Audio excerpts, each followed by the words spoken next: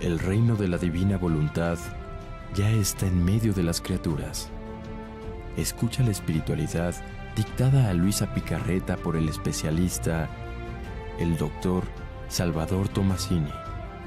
Aquí, por Mundo Católico, construyendo la civilización del amor.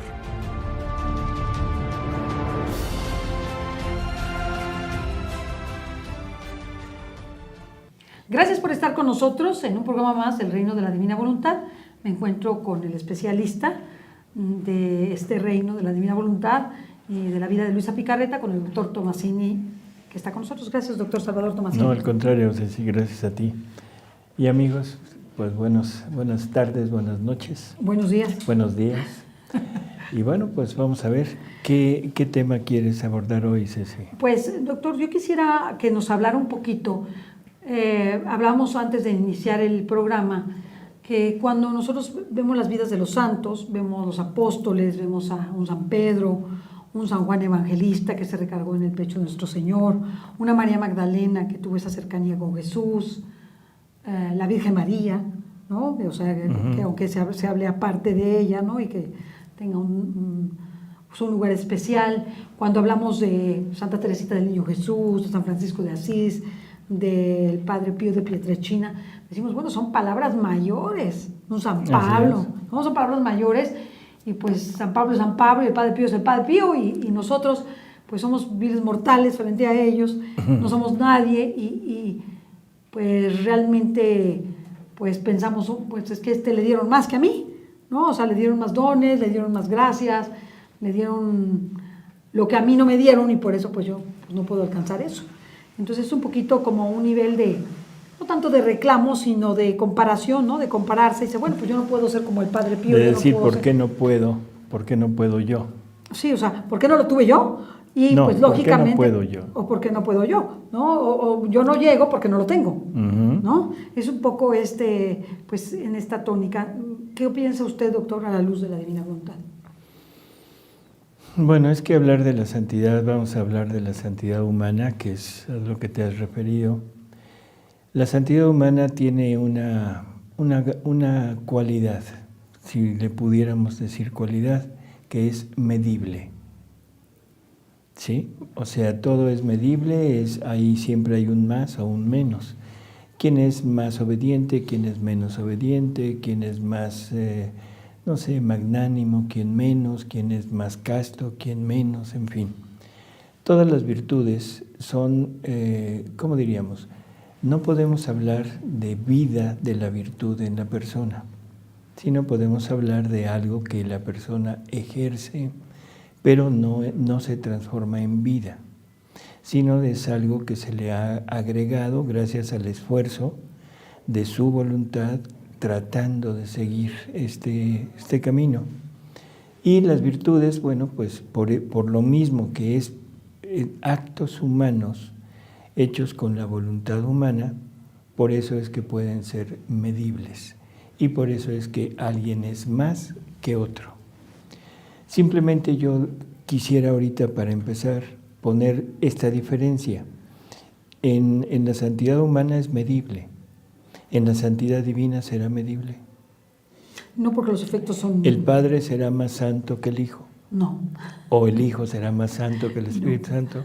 ¿El Espíritu Santo será más obediente que el Padre? No. No, ¿verdad? No. O sea, en la santidad divina definitivamente no es posible hablar de medible. Bueno, dejando eso aparte, vamos otra vez a esto. Nosotros consideramos la santidad humana dependiendo mucho de las obras de la persona, dependiendo mucho de lo que hayan hecho y de las manifestaciones que Dios haya hecho a través de esa persona, hablando de milagros, ¿sí? Sí. Hablando de obras grandes. Por ejemplo, podríamos citar a una Teresa de Ávila que hizo grandes obras, grandes fundaciones. Podríamos hablar de Padre Pío, que con los estigmas, que creo que es su punto principal, su bilocación, ese ¿cómo diríamos? Discernimiento, conocimiento de espíritus. Sí, y de leer las conciencias, ¿no? Pues el conocimiento del espíritu de la otra persona. En fin, son obras que a nosotros nos parecen, bueno, no nos parecen, son enormes, ¿no? Son enormes. En función de nosotros. Aún, no sé, yo me imagino, por ejemplo, un San Mateo, o sea, que en realidad, pues, le aplicamos el san, Sí. porque la Iglesia así lo considera, pero dentro de su vida, pues, aparentemente no hizo nada, ser apóstol y luego ser predicador, difundir el mensaje, ¿no? No lo podemos comparar, por ejemplo, con San Pablo, porque San Pablo, la profundidad de San Pablo en el conocimiento que él tiene, Sí. aparentemente es mucho mayor. Se ve como más grande que la de todos. No, perdón, pero San Pablo no es el más grande. No, de conocimiento. De conocimiento, porque San Juan es el más, el que llega más profundo Ok. en cuanto al conocimiento de la divinidad de Jesucristo y en cuanto al conocimiento de lo que es Dios. O sea, yo diría que entre todo esto, el más grande que ha habido hasta ahora sería San Juan. En conocimiento. En santidad. ¿Y en santidad? Claro. Sí. Porque ¿en qué basamos la santidad? Vuelvo otra vez. La estamos basando en obras externas, pero no la estamos basando en el interior, en el conocimiento. Y si recordamos las palabras de Jesús, ¿qué es la vida eterna? Ay, no sé, doctor. ¿Qué dijo quiere que Jesús? diga? ¿Qué ¿Qué dijo? dijo Jesús? La vida eterna es que te conozcan a ti, Padre, y a tu enviado Jesucristo. Ok. Entonces, la vida eterna es conocimiento. Sí. ¿Y es conocimiento de quién? De Dios. De Dios. Claro. Por lo tanto, ¿quién es el que está más cerca de Dios? El que conoce más a Dios. Claro. Entre más lo conoce, pues más cerca está, Así porque es. lo conoce. Pudo haber hecho muchas obras grandes aquí, Sí.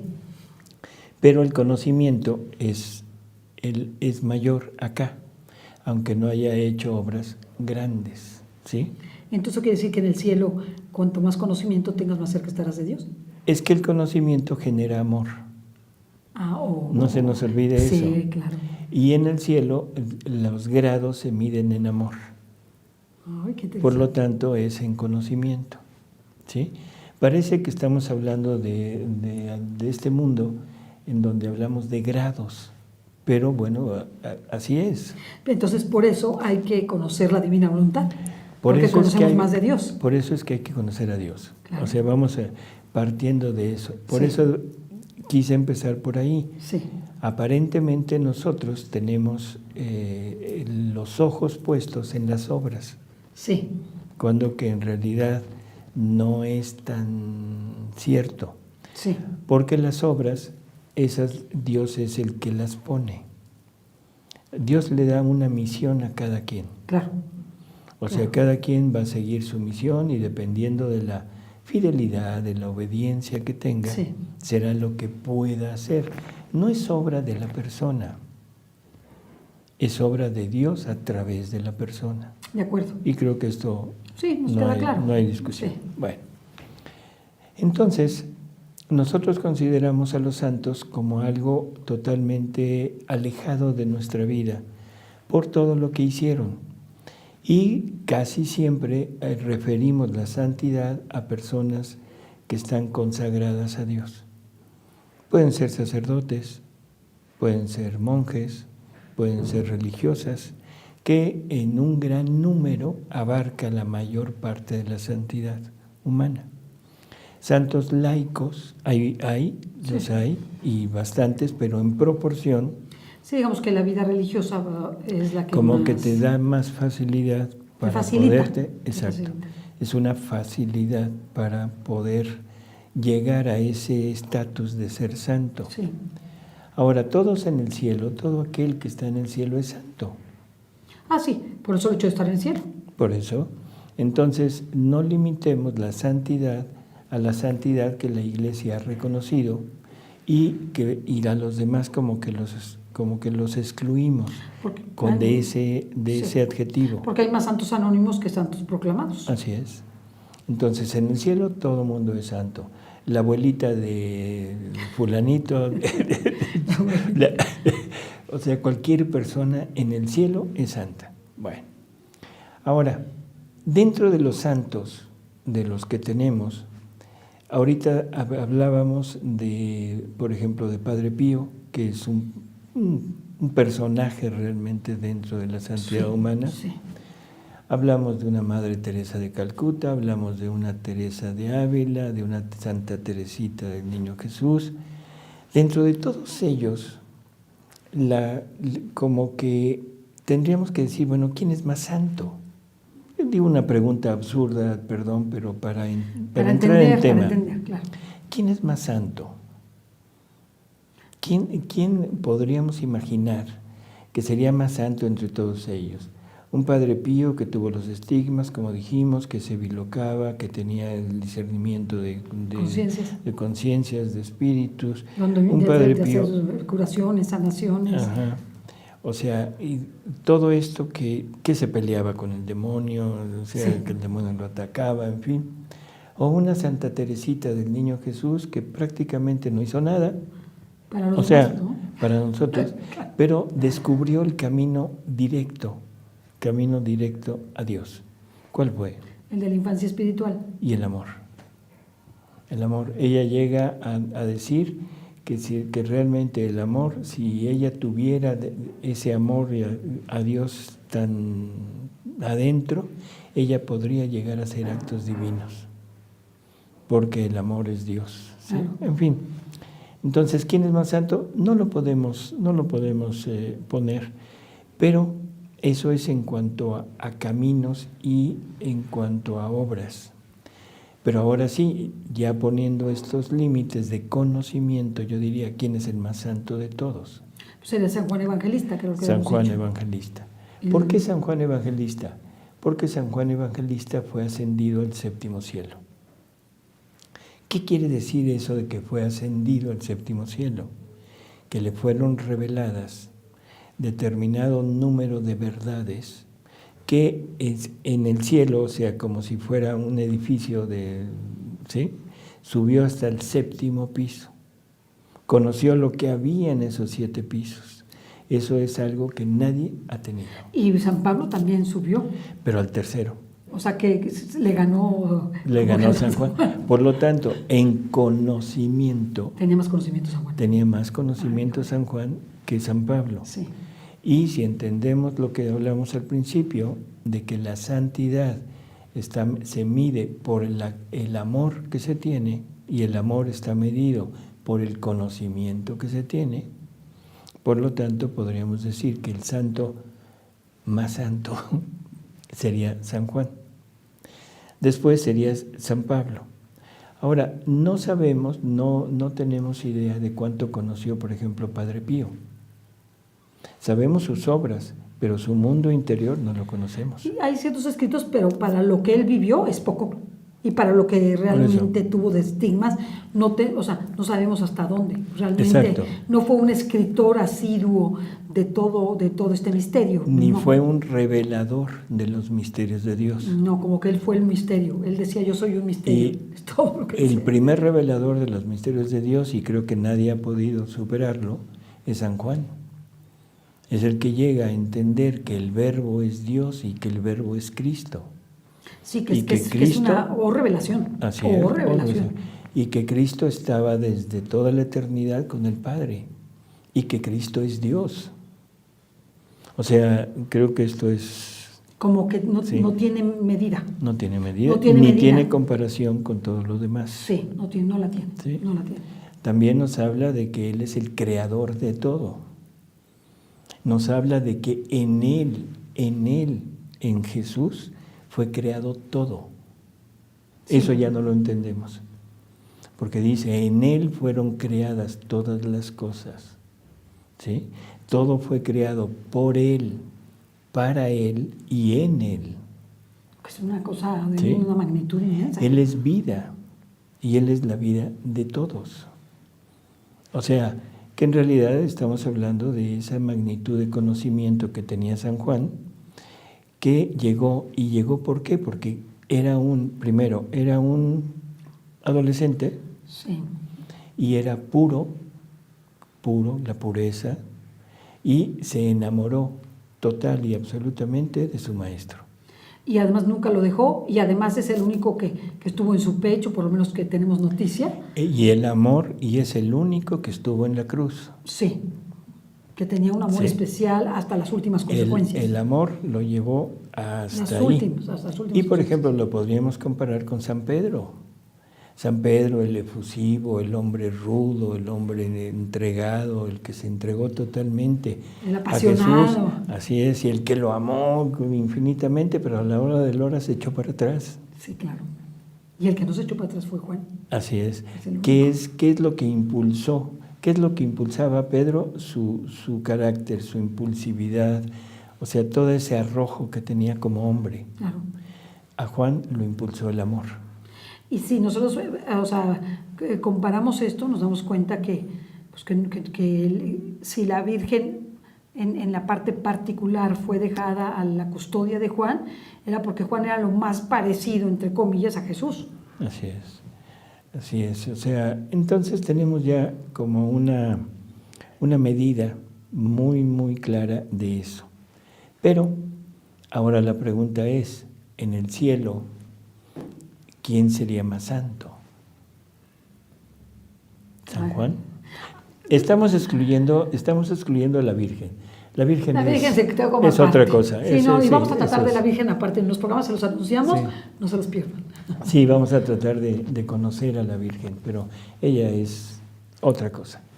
No, dentro de los humanos normales, ¿quién será más santo? A ver, ¿y Adán? Adán.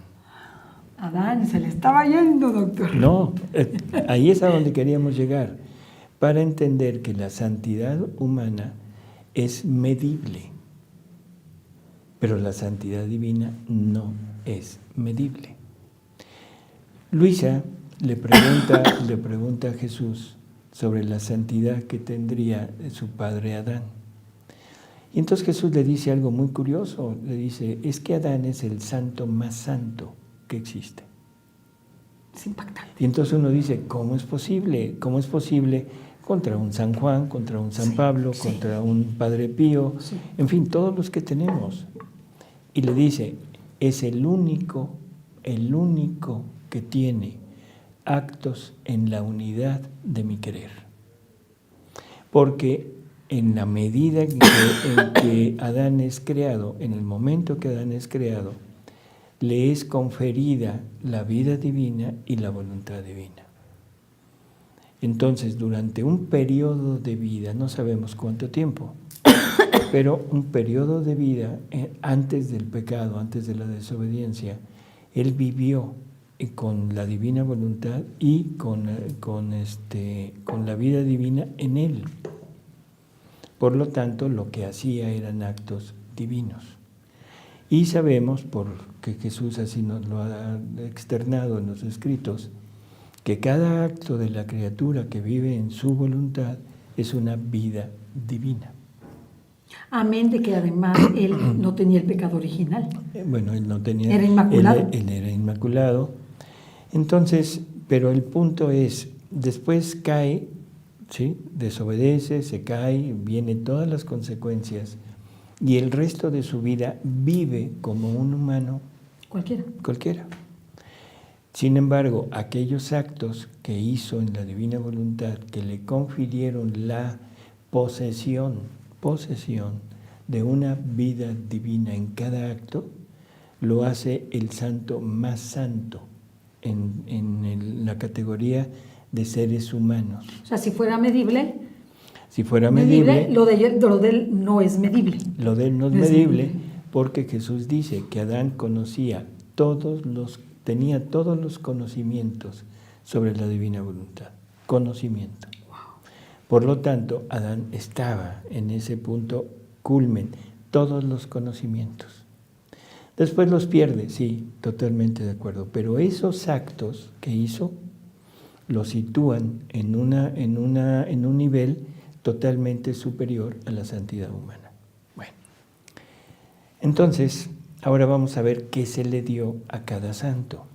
Bueno, antes de eso, los ángeles, este es algo que también Jesús nos dice en los escritos, que los ángeles se han mantenido en el nivel o en el punto en donde fueron creados y que ninguno se ha apartado, exceptuando a los rebeldes, ¿no? Y pone las 9 categorías de los ángeles, o sea, las pone de acuerdo a la extensión de conocimiento de su voluntad que les fue dado. ¿Qué? Yo no sabía que era ¿No? la extensión en su voluntad. No De sabía. su voluntad. ¡Wow! O sea, imaginémonos, Él crea un sinnúmero de legiones espíritus y legiones. y les manifiesta una verdad de su voluntad. ¿Cuál sería la primera verdad que les manifiesta? La encarnación. Yo soy creador y ustedes son criaturas. ¿Sí?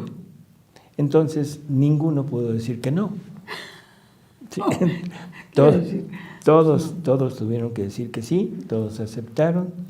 Y en ese momento Dios separa a una cantidad de ángeles y les dice, bueno, ustedes se quedan aquí como ángeles.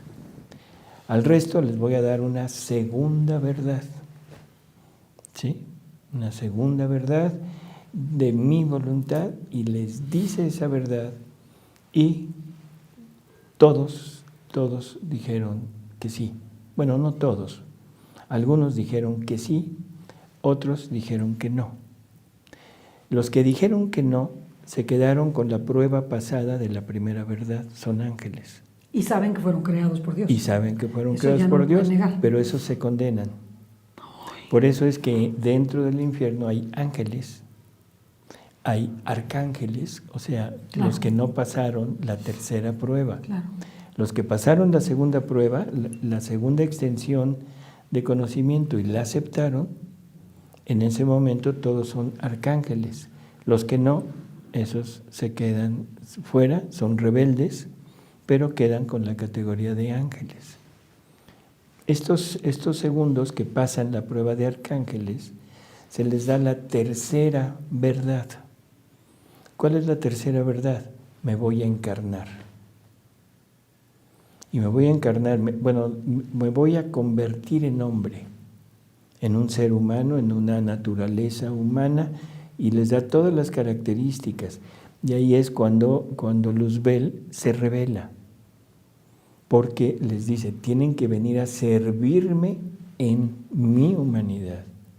Y entonces Luzbel dice, no puedo, porque yo soy el más agraciado, hay que recordar eso. Sí. Luzbel era el más agraciado de todos, y él dice, si tienes que tomar una naturaleza, te debes encarnar, angelizar en mí. Oh, o sea, tienes pues que... Muy rebelde, de verdad, muy rebelde. Y muy soberbio. Claro. Muy soberbio. Entonces, por eso es que Luzbel es arcángel. Y se quiso divinizar. Uh-huh. Se quiso divinizar. Así es. Y dijo, no te necesito, conozco todo, tengo casi todo lo tuyo, dones, semejanza contigo. Y algo fundamental, conozco las palabras de la creación, que esa fue la segunda verdad. Voy a crear todo un universo, voy a crear seres, en fin, todo. Y él dice, conozco las palabras. Wow. Entonces yo puedo hacer lo mismo que haces tú. Y ahí cae.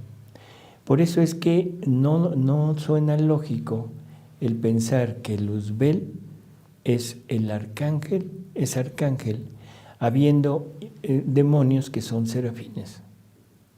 ¿Los hizo caer? No, por eso. Entonces los que se cayeron fueron arcángeles nada más. No, cayeron también de más arriba. Ok.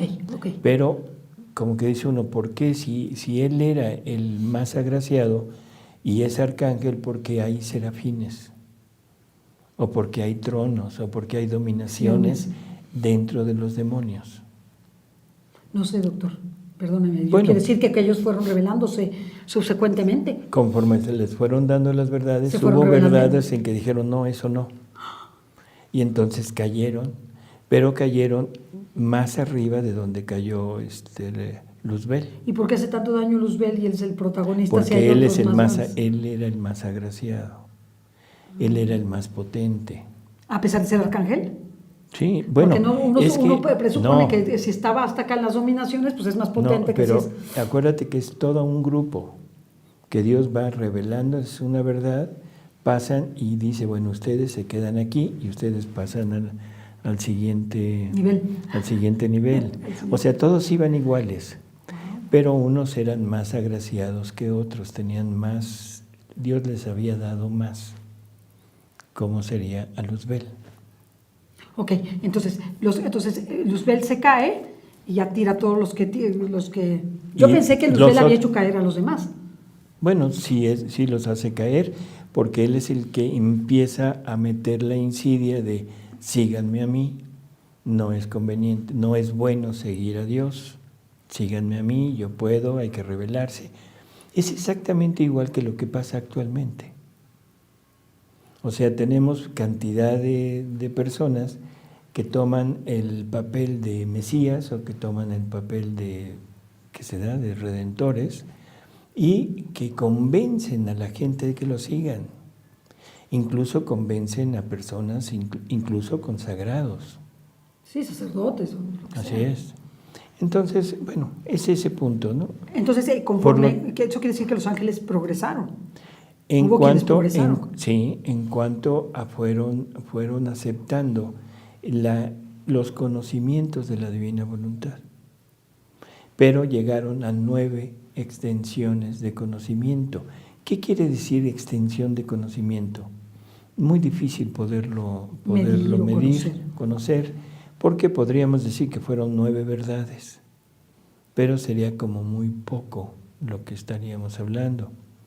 9 extensiones, como 9 grupos de verdades, bloques que se refieren a algo en específico, pudiera ser. No nos interesa, no es realmente algo Nos interesaría útil. mucho, pero no, pues estamos haciendo ciencia ficción de alguna Así es, forma. y no sería útil para nosotros saberlo. Así que lo dejamos a un lado, simplemente saber que son extensiones de conocimiento. Y eso es lo que hace que lleguen a lo máximo, que son serafines, querubines y... Bueno, son ángeles, 3. Arcángeles, tronos, potestades, Sí. virtudes, dominaciones. Potestades. Por eso, pero son Ángeles, arcángeles, tronos, potestades, dominaciones, querubines y serafines. Por eso. Y me faltan 2.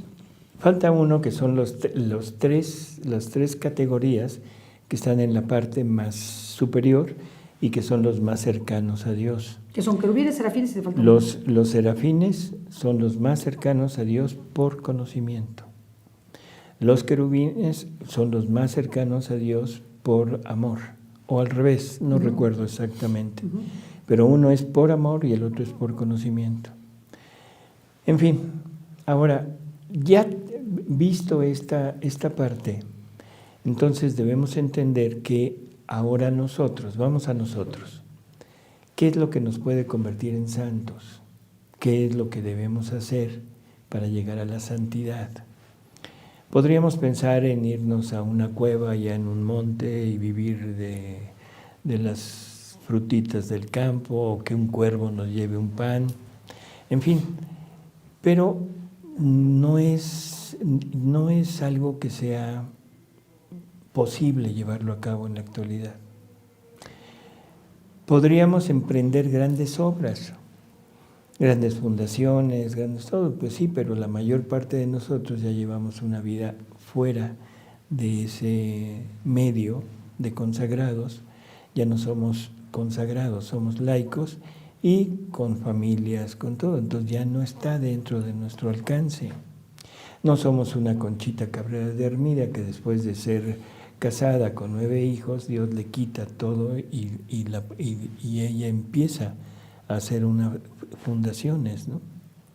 Entonces, ¿qué es lo que deberíamos de tener? Conocimiento. Por eso se entiende que en algunas relaciones En algunas revelaciones privadas refieren a las ánimas del purgatorio que es necesario el conocimiento, que los conocimientos te van a ayudar a poder comprender mejor a Dios. Bueno, es que el conocimiento es comprender a Dios. Y eso, según las palabras de Jesús, implica vida eterna, y la vida eterna es conocimiento de Dios. Entonces, vamos conociendo. ¿Dónde podemos conocer a Dios? ¿Por dónde empezar? Pues por lo que vemos. Por el Evangelio. Ah, bueno, pero eso es revelado. Ya. Bueno, sí. El primer conocimiento sería la creación. Claro. Nos dice San Pablo que en todo lo creado están los atributos, refulgen los atributos de Dios. En el Antiguo Testamento también se decía que, y no recuerdo las palabras exactas, pero es que es vano aquel que no tiene conocimiento del ser creador a través de su creación.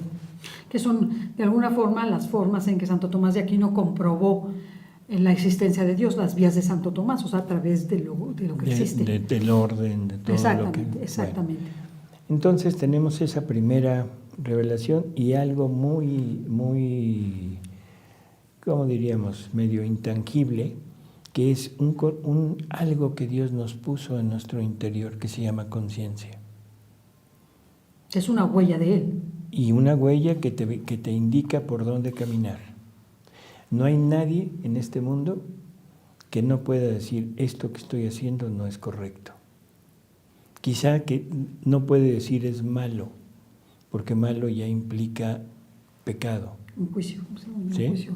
Pero no es correcto. Nadie puede decir que es correcto matar. Okay. Nadie puede decir que es correcto obligar a otra persona por la fuerza a hacer lo que uno quiere. Entonces, hay algo en el interior de todo hombre, una ley escrita por Dios que nos va como indicando un camino. Ahora, perdone que lo interrumpa, doctor, pero no quiero dejar pasar esto que me surge. Dentro de este cúmulo de santos y de personajes tiene usted a San Juan Bautista, que para mí tiene una mención especial, incluso hecha por Jesús. ¿En qué sentido? Primero, la visita que le hace tiene un impacto en él. Y segundo, él ha dicho que él es de todos el más grande y el más pequeño, ¿no? O sea, le ha dado una grandeza que no le ha dado a nadie, pero al mismo tiempo, a pesar de que le dio esa grandeza, lo trató como el más pequeño. Quiero preguntarle cuál es su interpretación de San Juan Bautista. Por eso, más grande en el cielo, en el sentido de el precursor, el que lo da a conocer, el que fue, podríamos decir, santificado antes de tiempo. Ajá. O sea, porque ese brinco que da el niño cuando llega María... Es vivificado. Sí, ahí Jesús hay una epifanía de Jesús a los dos, tanto a Isabel como a Juan. A Isabel le da el don de ver y de profecía. En ese momento. En el momento que le está diciendo a María, ¿de dónde a mí? Que la madre de mi Señor venga a verme. Venga a verme. O sea, ahí es algo que ella recibe. ¿Y de dónde lo recibe? De aquel bebito que estaba en el interior de María. ¿Por qué brinca el niño en el seno de Isabel? De alegría, porque es la comunicación probablemente del Espíritu Santo a él. Y en ese momento tiene conocimiento de quién es aquel que está en su presencia. Tan él adquiere un conocimiento diverso que su comportamiento no es ya habitual. Desde niño ya no es tiene habitual. Un comportamiento habitual. Así es. Entonces, bueno, en ese sentido, pero hay que recordar que lo está hablando en el Evangelio. Por lo tanto, es el conocimiento de que Adán era más grande que él, no era del conocimiento, formaba parte del conocimiento que Jesús no podía dar en aquel tiempo. Todavía tengo mucho que decirles, pero ahorita no pueden con ello. Entonces, todo lo que pertenece a esta esfera de la santidad divina tiene que quedar oculto. Tiene que quedar oculto quién es su madre. De hecho, sigue oculto, En gran medida todavía no sabemos todo de la Virgen. No, pero ya tenemos la fuente de conocimiento para saber quién es la Virgen. De la Virgen no se podía hablar mientras no conociéramos lo que es la divina voluntad.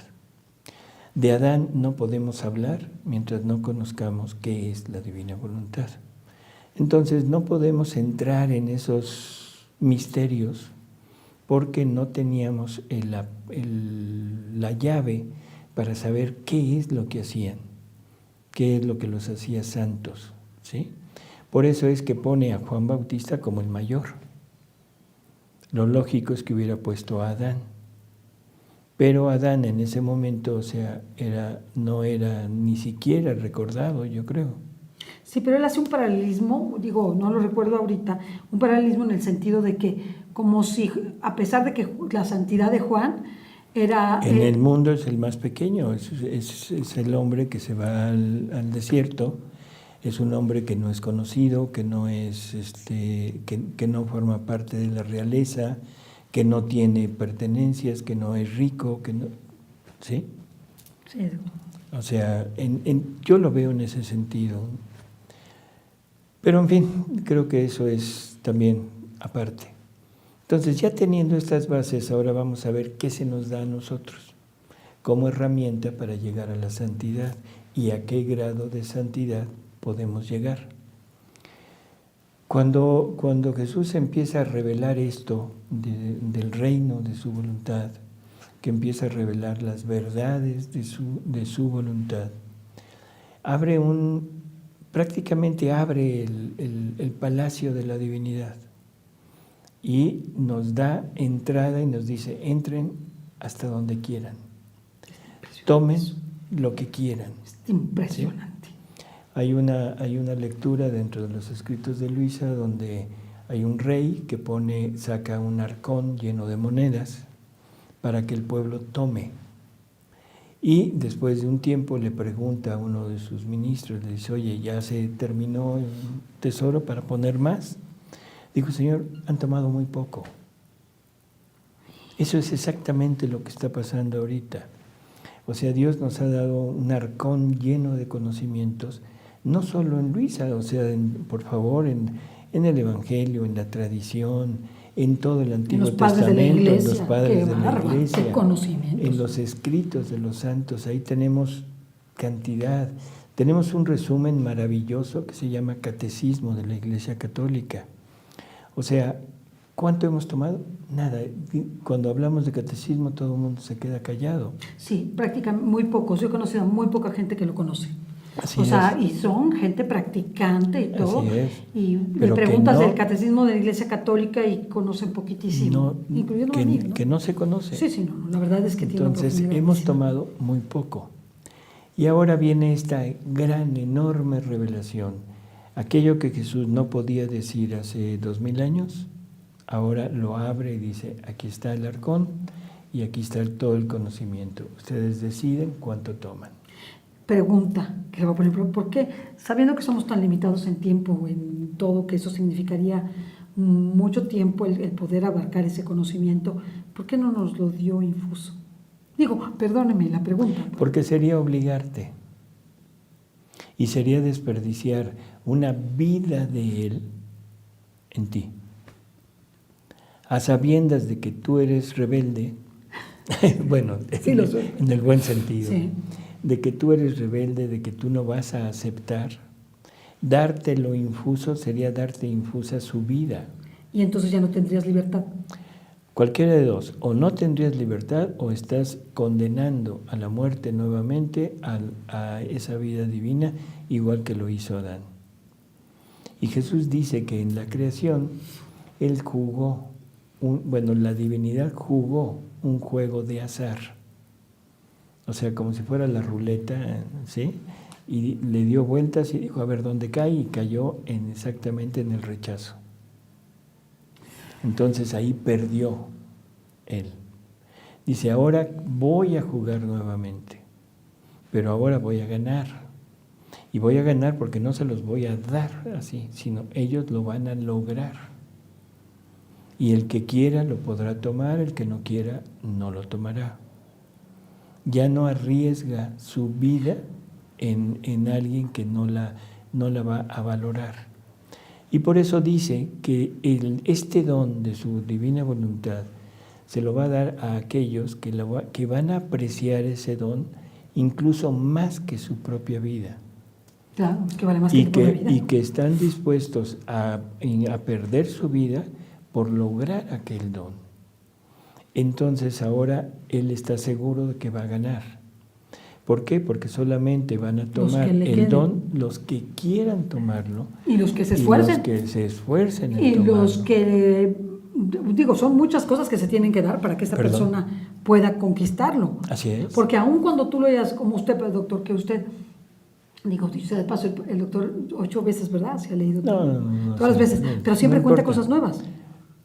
Siempre encuentra verdades nuevas, verdades. Nuevas. O sea, no podría decir que cada vez que lo lee, diga, no, ya me lo sé. No. Ya, aquí ya soy el chucho cuerero, ya me lo sé. No, aquí cada verdad es como una espiral.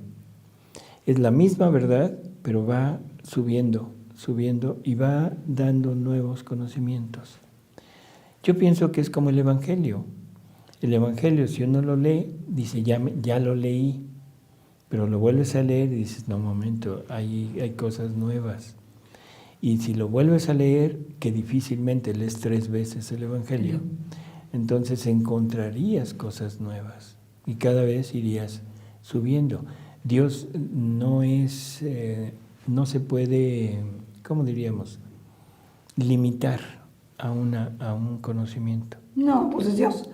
Así, simplemente el hecho de decir Dios lo es todo, ahí tenemos para pasarnos una eternidad Meditando qué significa eso. qué quiere decir ser todo.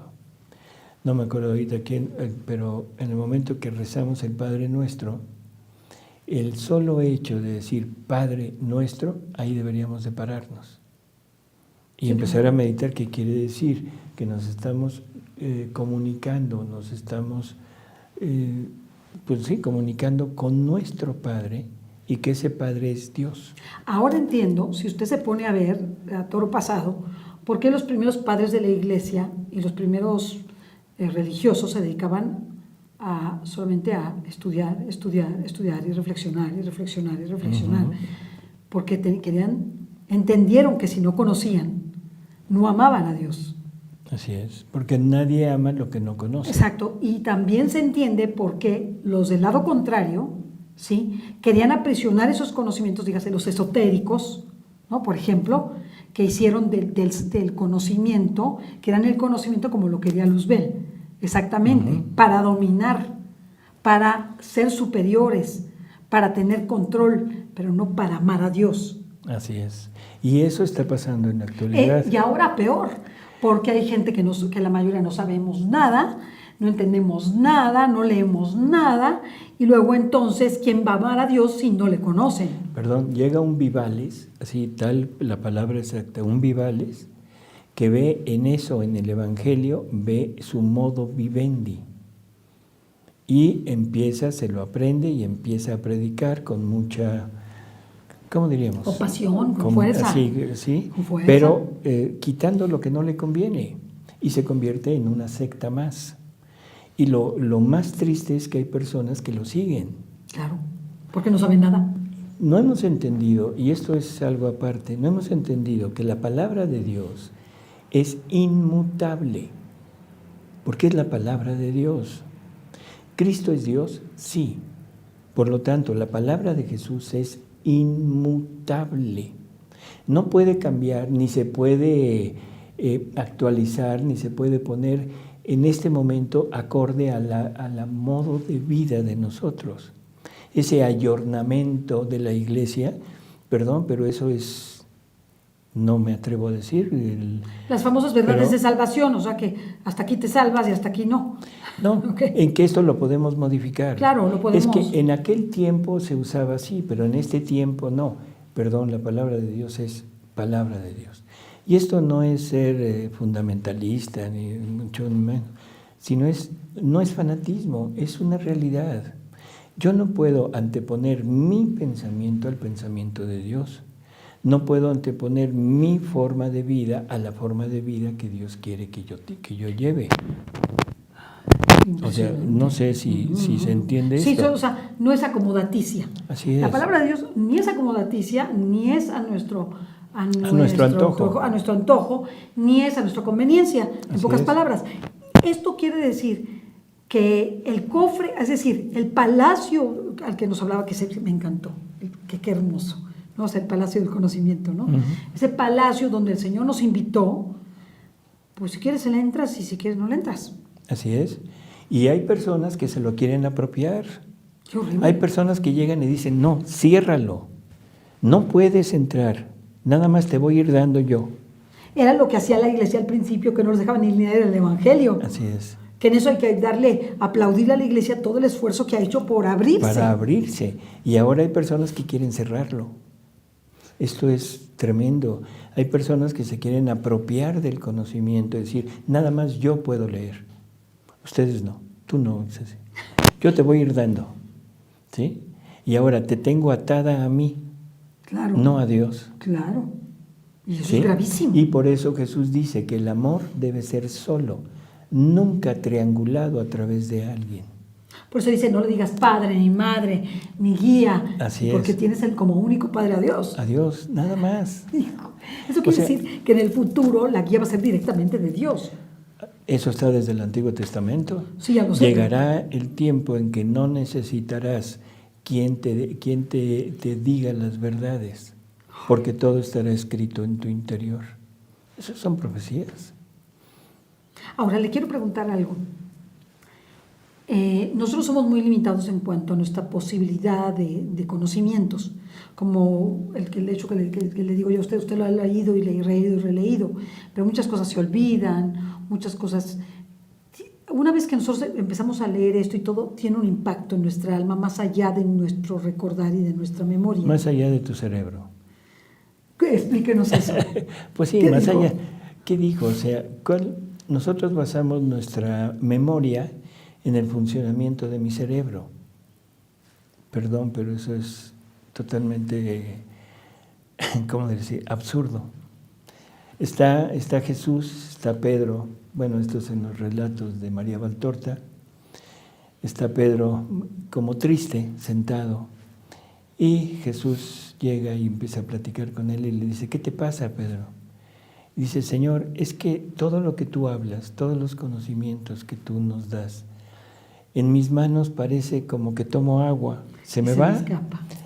Mi mente no alcanza a entenderlo, dice, es como una red, ¡pum!, se me va. Le dijo, no te apures, Pedro, eso no es problema. En el momento que lo necesites, surgirán nuevamente. Y ahora queda un poco más claro en los escritos de Luisa, porque Jesús le dice, no es la mente la que piensa, no es la boca la que habla, no es la mano la que obra, no es el corazón el que late, no es el pie el que camina, es mi voluntad que te da la posibilidad de ver, que te da la posibilidad de hablar, que te da la posibilidad de obrar, de caminar, de latir, de respirar. Por lo tanto, estos conocimientos quedan en el fondo. La mente se puede olvidar. Sí. Definitivamente sí. se puede olvidar. Sí. Pero allá en el interior, en la voluntad, ahí están. Hacen su trabajo. Hacen su trabajo y en el momento que se necesiten salen. Y eso es total y absolutamente Es como nos pasa con el verídico. Evangelio, que hasta te aprendes las frases de memoria. Dices, yo he leído una sola vez y me acuerdo perfecto. Y de repente te sale. Te sale, pa, pa, pa, pa. Así es. O sea, va quedando en el interior, no en el subconsciente, no En el inconsciente no, y en el super yo. inconsciente, no, sino en esa parte interior que es el alma y que es la voluntad, pero la voluntad divina que ha escrito, y se lo dice a Luisa, he escrito en tu alma todas mis verdades. Y ahora todo lo que tú hablas no es más que lo que yo ya escribí en tu interior. Bueno, eso es Luisa. Y yo digo, ¿y en nosotros qué? Como que hay más, doctor. ¿Será lo mismo? No, doctor, yo creo que no ve lo mismo, decía un amigo mío, no ve lo mismo San Jerónimo que tú sobre San Jerónimo. Es cierto. Sí, totalmente. Es cierto, porque nosotros, ya Luisa nos dejó algo que es una maravilla y tú te puedes subir ahí. Yo veo que usted se puede subir desde ahí, aquí, y se entiende más. O sea, el conocimiento de la divina voluntad saldrá de Luisa, eso es totalmente. Sí, pero no es lo Nadie mismo. va a agregarle nada. Y eso también es dicho por Entonces, Jesús. también la palabra de Dios nadie puede agregar nada. Todos los conocimientos sobre mi voluntad están en ti. Nadie podrá agregar nada. Podrán darle vueltas, meditarlos, escribir mucho sobre ello, quizá ponerlo en ejemplos. Darle más plenitud de comprensión. Así es, exacto. Pero agregar nada, porque todo lo que Dios quiso manifestar de Él a las criaturas está en Luisa. ¿Y no le agregará nada nunca? Nunca.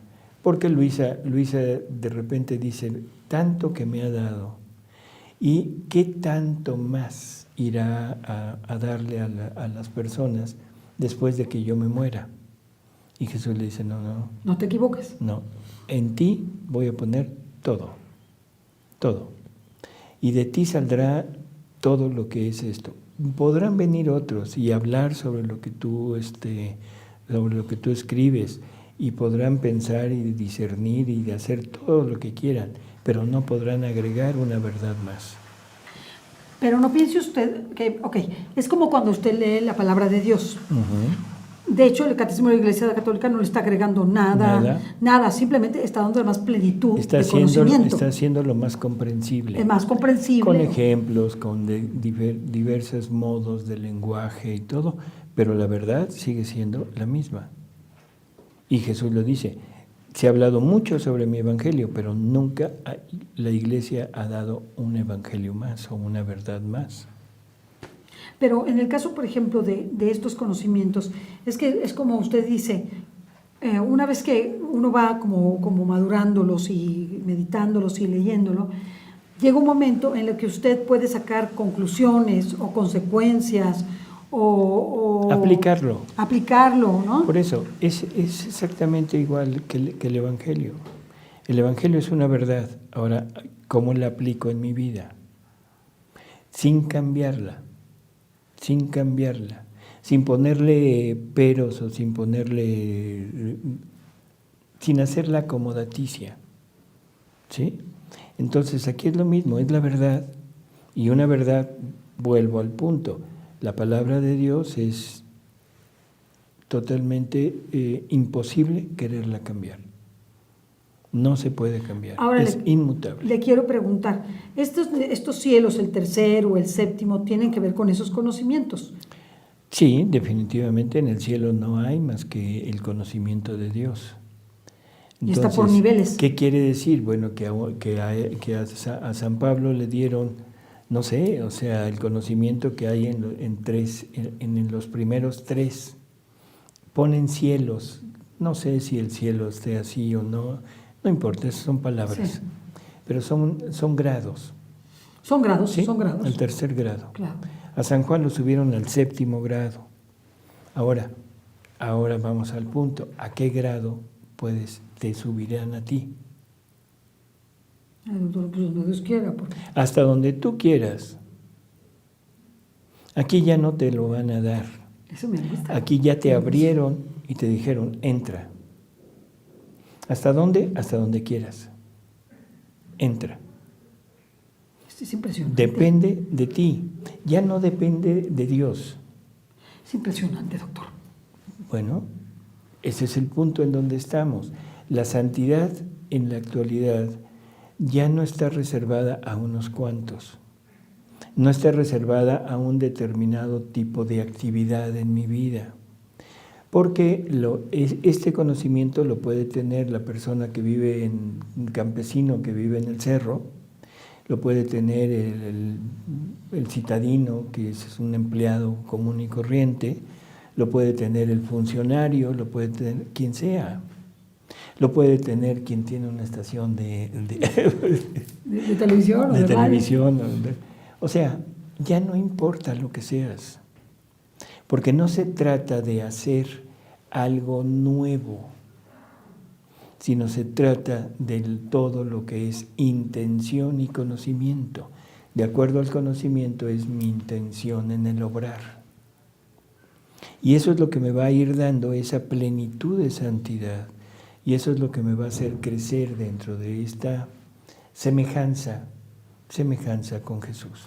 Ahora, doctor, los dones sobrenaturales que tienen los santos, para mí sería como parte de la santidad divina, o sea, como que tuvieron esos flashazos de santidad divina.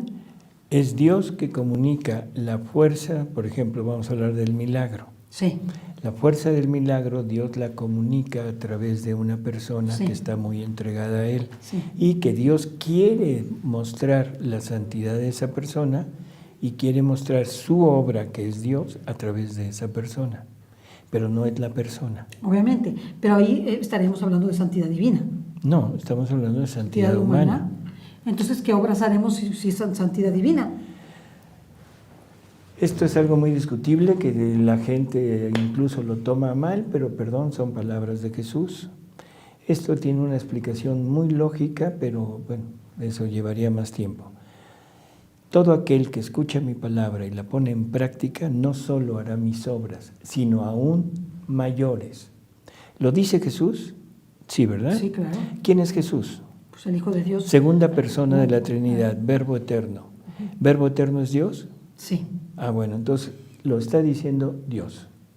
¿La palabra de Dios se puede equivocar? No. No. Entonces Jesús se equivocó al decir que yo o tú podemos hacer obras más grandes que las que Él hizo. No. No. No me resulta lógico desde mí. No me resulta nada lógico desde el punto de vista de soberbia, como dicen algunas personas. De soberbia, no es soberbia, al contrario, es llegar a mi nada, porque no soy yo el que las hace. Sería Dios a través tuyo. Es Él a través de mí quien lo hace, por lo tanto yo quedo como el instrumento, no quedo como el hacedor. Sí, no, Por favor, nada. eso que quede muy claro. No soy el hacedor, y por lo tanto yo no encuentro en esto, pero haré obras más grandes que las que hizo Jesús. El ejemplo más sencillo, San Pablo dice que tenemos que completar lo que le faltó a la pasión de Cristo. Y uno se pregunta, ¿le habrá faltado algo? No. Dios se pudo haber equivocado o pudo haber omitido, o le O faltó solamente llenó el tiempo, 80 y le faltó o le 20. faltó el tiempo para hacerlo. Por supuesto que no, lo hizo completo.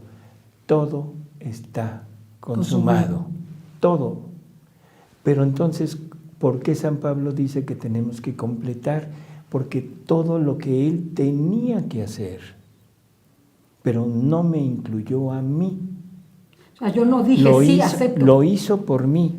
Pero no, yo no le dije que sí. Lo dejó a expensas mías. Pero yo no he dicho sí. En el momento que yo digo sí, tomo toda la obra de Jesús, toda la redención de Jesús para mí, la tomo, me la pongo y la vivo. Y esa es la santidad humana. Es una santidad humana llevada a cabo a través de las virtudes, del sacrificio, de la renuncia, de todo. De la vida ascética y del conocimiento de la vida interior. Así es. Y no importa en qué nivel esté, no importa si soy religioso, si soy laico, si soy lo que sea. Pero eso es completar lo que Jesús hizo. No lo pudo hacer completo porque entonces me hubiera obligado. Y si me obliga, ya no se cumple la finalidad de la creación, que yo sea igual que Dios. Y para ser igual que Dios necesito ser libre. Y necesito hacer obras divinas. Así es. Fuimos creados a imagen y semejanza de Dios en su Hijo Jesucristo. Esas palabras tenemos que asimilarlas y pensar, ¿qué quiere decir eso? ¿Qué dijo? Entonces, es necesario entender que Jesús nos deja este gran tesoro para nosotros hacerlo nuestro y ponerlo en funcionamiento. No me lo deja ya hecho, o sea, me deja todos los elementos, la materia prima. La materia prima son todo el estímulo divino para yo poderme mover, que es lo que él llama actos. Ya lo tengo.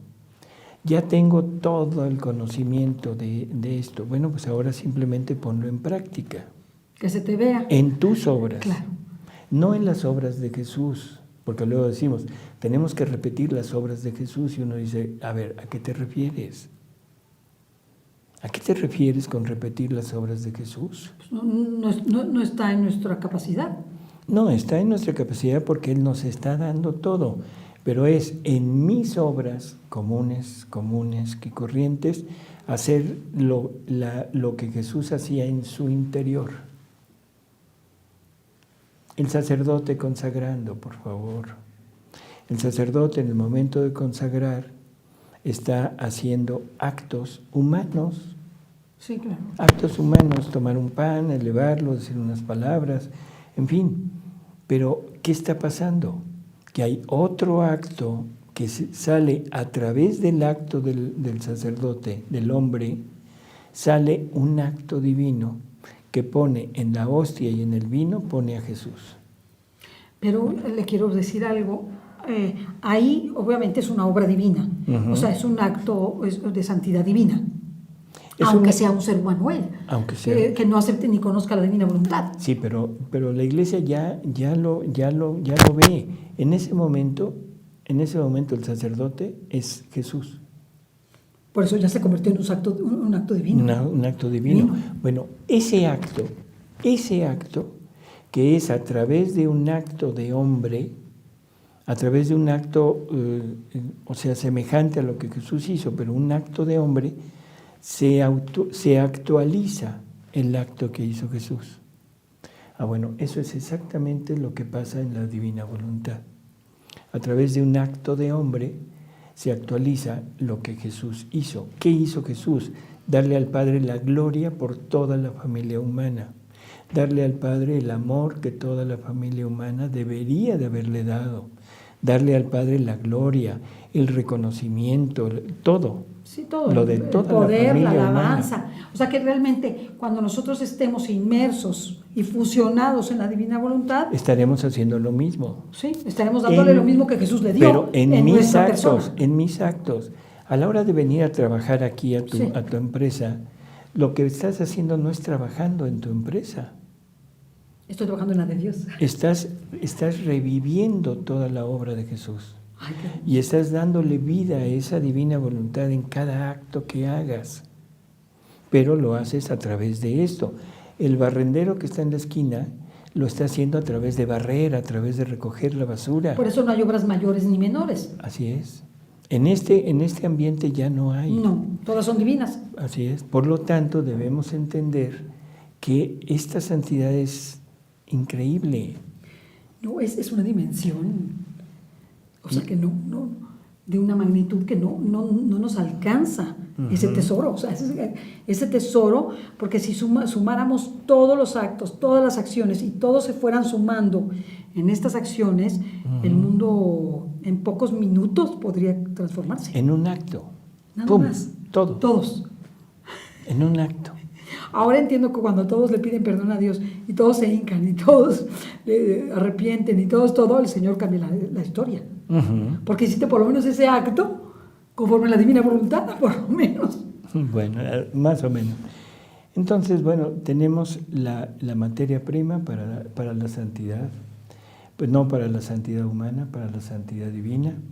Tenemos este enorme privilegio, nos dice Jesús, que todos los ángeles y los santos esperan con ansia tus actos en la divina voluntad, porque eso les aumenta su felicidad y su gloria. Nada más, aclárenos el intercambio de vidas, o sea, explíquenos un poquito, ahí en esta santidad, ¿cómo opera ese intercambio de vidas? Vamos a hablar de vida, pero de vida desde el punto de vista de lo que nosotros ponemos en cada acto. ¿Qué es lo que la voluntad? Ya hemos quedado que la voluntad es el motor de todo lo que somos. Sí. Ahí no hay duda. Sí. Bueno, mi voluntad humana tiene determinadas, ¿cómo diríamos? Herramientas para mover. Sí. Tiene pies para caminar, tiene manos para obrar, tiene ojos para ver, etcétera, sí. Pero todo sale de una voluntad humana, finita, pequeña. ¿Y pecadora? Bueno, pecadora. para darle gusto a Ceci. Sí. Entonces, todas nuestras obras cobran las características de la voluntad con la que fueron creadas o hechas. Así que mi palabra, mi vista, mi obra, mi paso y todo tienen las mismas características que tiene mi voluntad pecadora, como dice Ceci. Ujú. Entonces es una voluntad pecadora, una acción pecadora. En el momento que Dios me dice, bueno, si tú me das tu voluntad, yo te doy la mía, ¿qué me está diciendo? ¿Que me quite mi voluntad? No, porque si me quita mi voluntad, me quita mi personalidad, ¿Y mi libertad? mi individualidad. Claro. Entonces lo que me está diciendo es, renuncia al acto de tu voluntad humana sola, sin la unión con mi voluntad. Wow. Entonces, si yo acepto, Luisa aceptó, María aceptó, o sea, si aceptamos, ¿qué pasa? Que ahora la voluntad humana lo que va a mover, lo que va a poner en movimiento es a la divina voluntad. Wow. O sea, todo lo que la divina voluntad contiene se lo da a la voluntad humana para que la voluntad humana en su acto mueva no lo humano, no lo finito, no lo pecadora, no, sino lo divino. Y entonces en cada acto sale todos los atributos, todo lo que la divina voluntad contiene, sale en cada acto hecho por la voluntad humana. No, estamos hablando de otra dimensión. Entonces, ¿qué es lo que sale en cada acto? Todo lo que es Dios. Por eso nos dice que en cada acto es una vida divina, una vida de Jesús que se pone ahí. Un paraíso. Así es. Un paraíso. Ese es el intercambio de vida, esa es la santidad a la que nos invita, santidad de conocimiento. Una última cosa, por favor, olvídense del modo de leer que tenemos. Estamos muy acostumbrados a leer un cuento, una novela, el periódico y nos vamos de filo. A Luisa hay que leerla palabra por palabra. Despacito. Despacito, pero eso no quiere decir eternamente. Despacito, para ir captando la profundidad. Jesús le dice a Luisa, mientras Luisa se queja con Jesús de que ya no le habla de su voluntad. Le dice, oye, a mí me gusta más cuando me hablas de tu voluntad, de tu querer.